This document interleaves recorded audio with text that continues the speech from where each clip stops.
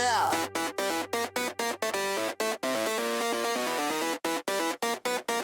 Check, check, check. Whoa. Check, check.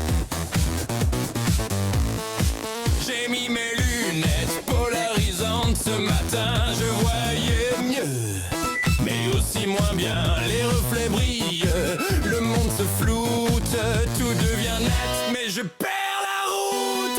Lunettes polarisantes, tout est plus clair, mais à force de voir, je suis encore perdu en mer. C'est censé m'aider, mais tout se mélange.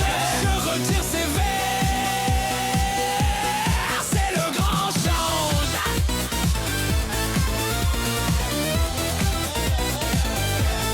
C'est le grand change.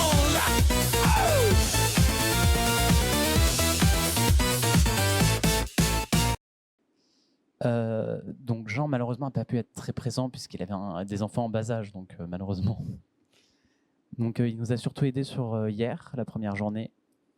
Donc nous, on avait l'avantage quand même d'avoir des profils assez différents, c'est-à-dire que Joseph et Jean étaient plus dans un aspect très technique, et Amélie et moi, on était plus sur un côté artistique, on vient tous les deux de la 2D.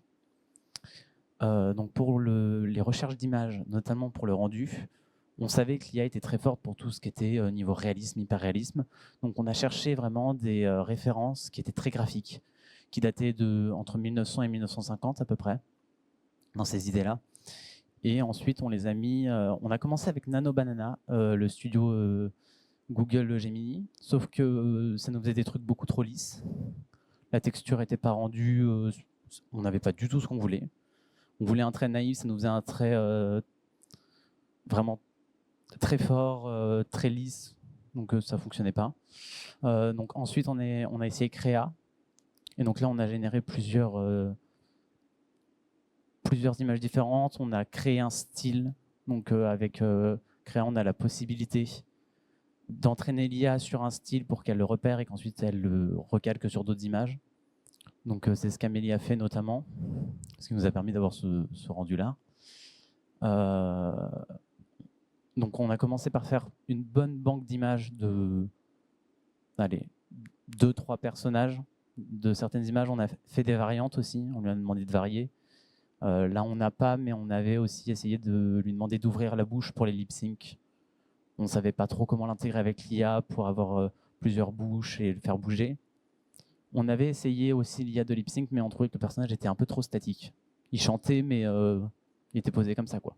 Donc, il ne se passait pas grand-chose visuellement, c'était pas très intéressant, un peu dommage.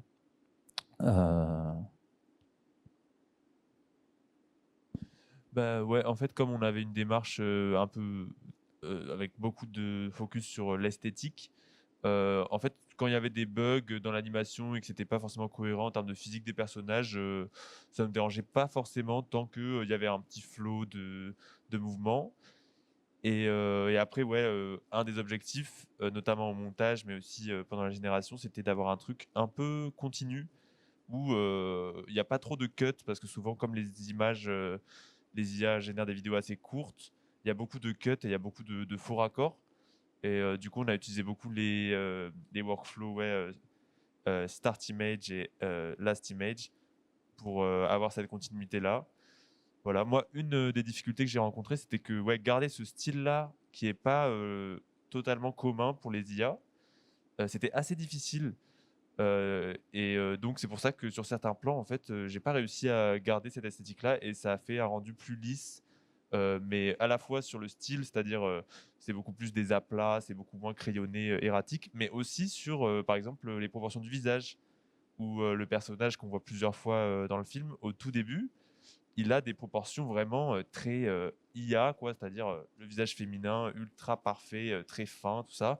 C'était pas du tout volontaire, mais en l'utilisant, pour le coup, là, c'était Qwen sur Confi, et ben, il déviait très facilement là-dessus. Du coup, bah, par manque de temps, on a dû s'y résoudre. Voilà.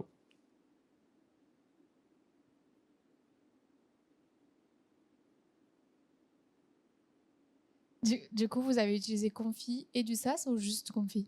Ouais, moi j'étais sur Confi et eux deux ils étaient sur du SAS et à la fin on a tout combiné au montage. Ouais, aussi un truc au montage, en vrai on a eu pas mal d'idées Et notamment, pour avoir un côté continu, notamment sur le plan du début, c'était assez pratique d'utiliser des variations de vitesse. Parce que même si tu utilises les mêmes images de début de fin pour faire un ping-pong un peu, parfois il y a vraiment des gros sauts, tu sens que c'est passé d'une génération à une autre. Du coup, on a utilisé un peu des bidouilles comme ça. Parfois, on a répété des petits bouts de vidéo et tout pour que ça marche mieux, un peu en logique clip, quoi. Voilà.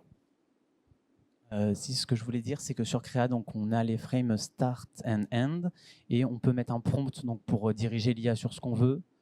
On l'a pas vraiment très contrôlé l'IA. On lui a dit un prompt assez générique, fait une transition douce de danse entre ces deux images, et puis on l'a laissé faire.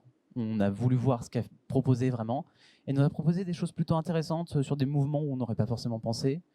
Même à un moment donné, on lui a pas demandé, mais elle s'est mise à faire bouger le visage.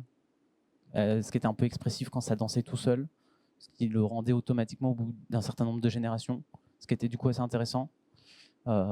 J'ai utilisé aussi quelques prompts négatifs comme le no wrong proportions ou no wrong interpolations pour qu'on ait quand même quelque chose d'assez consistant, sinon elle nous faisait des sautes des fois où ça faisait des flashs, c'était beaucoup trop lumineux, donc pour que ça fasse quand même une transition qui puisse être compréhensible, même si on lui a laissé quand même beaucoup de liberté. Et ensuite on est venu piocher dans cette banque de possibilités qu'elle nous donnait, on s'est dit ah ça on va garder, ça on va garder, bon ça non finalement c'est plus si intéressant que ça. Donc à ce niveau-là, l'IA était plutôt intéressante pour la variété de propositions qu'elle faisait et des propositions auxquelles on n'aurait pas forcément pensé. Quand notre personnage, par exemple, notre personnage blanc se met à sauter dans tous les sens, c'est un truc auquel on n'aurait pas forcément pensé au premier abord et que l'IA nous a proposé. Et étonnamment, du coup, elle est venue se calquer sur le rythme de la musique qu'Amélie a modélisé aussi ce matin avec Suno, je crois que c'est ça, avec Suno. Et donc, elle avait utilisé ChatGPT pour faire le prompt. Donc Amélie qui était complètement novice au niveau du prompt. Donc je suis venu l'aider quelques fois pour lui dire là non, quand même, faut peut-être mettre ça. Et on s'est rendu compte que sur certains mots, elle butait un peu l'IA. Quand on lui disait de remplir le fond en orange, par exemple, elle voulait pas. Donc je lui ai demandé d'unifier et là, elle me remplissait le tout en orange. Je comprenais pas pourquoi. Elle voulait. Après, il y avait quoi d'autre? Donc on avait tout cet aspect-là qui était assez intéressant. Ah si, les images. Donc Amélie avait fait au format carré et on voulait un format 16/9, donc on a essayé ensuite de faire en sorte que les vidéos soient étirées pour que ce soit en 16/9 et les photos, on n'a pas réussi à le faire. Ça, on a vraiment galéré à le faire. Ou alors quand on le faisait, ça nous le faisait, mais ça nous faisait une affiche et ça nous mettait des muscles hyper gros sur un personnage qui n'avait pas des muscles, on comprenait pas ce qu'il nous faisait. Donc voilà. Merci beaucoup. Tu voulais rajouter quelque chose ?